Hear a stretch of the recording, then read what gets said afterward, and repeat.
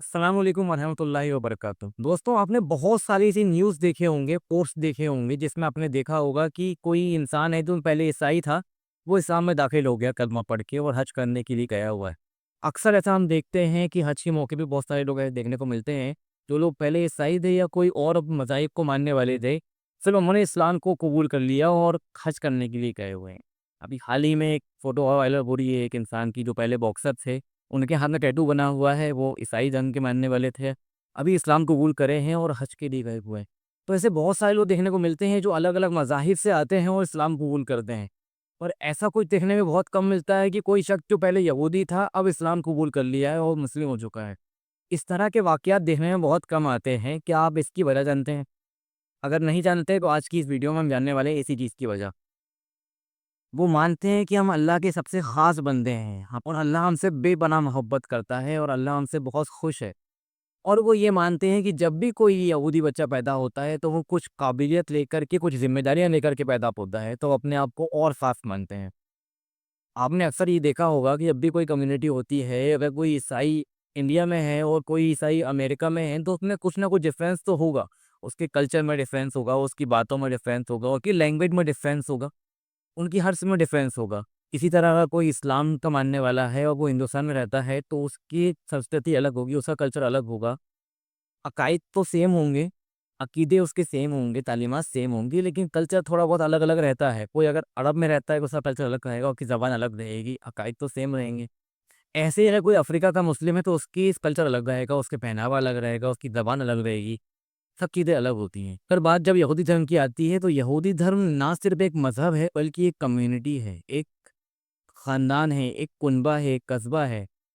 ज कई बार ऐसा हुआ है कि यहूदियों के ऊपर बहुत जुल्म किया गया है, मंगोलों के वक़्त में यहूदियों पर बहुत जुल्म किया गया। फिर अभी ताज़ा हालात जो हैं कुछ वक़्त पहले के, जब हिटलर ने यहूदियों को कत्लेआम कर दिया था, तो यहूदियों ने अपने आप को ना एक कम्युनिटी बना कर के रखे हुए हैं।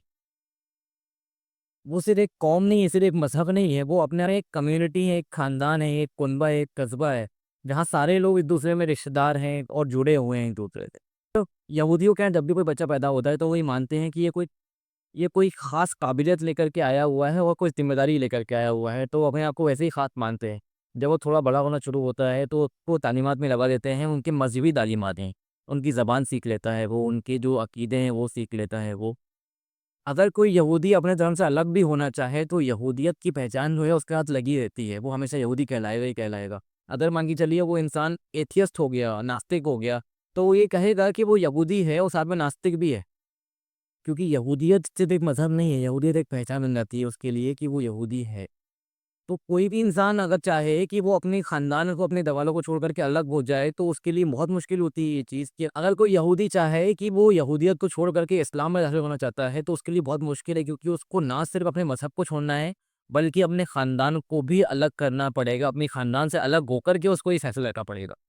तो यकीनन उसके लिए बहुत मुश्किल होगा जिसकी वजह से लोग इस चीज़ में बहुत कम आते हैं। आने लगे हैं लोग, बहुत सारे यहूदी ऐसे हैं जो इस्लाम कबूल करते हैं।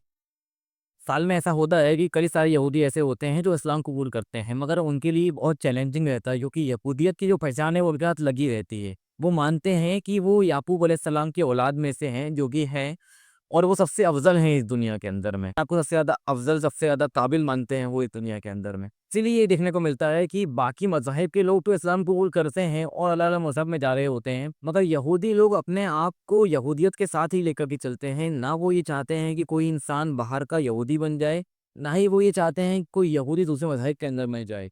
क्योंकि ये एक बड़ी वजह है जिसकी वजह से लोग यहूदियत को छोड़ नहीं पाते क्योंकि यहूदियत ना सिर्फ़ एक मज़हब है बल्कि ये एक पहचान बन जाती है, ये एक कल्चर बन जाता है उनका, इसकी वजह से वो जुड़े रहते हैं। अगर कोई यहूदी छोड़ता भी है यहूदियत को, तो भी उसके साथ में यहूदी की पहचान जुड़ी रहती है। बहरहाल आपकी इस बारे में क्या राय है हमें कमेंट में ज़रूर बताएँ और अगर वीडियो अच्छी लगी हो तो उसको शेयर करना ना भूलें और बने रहें हमारे सारे चैनल पे। चैनल को सब्सक्राइब ज़रूर करें।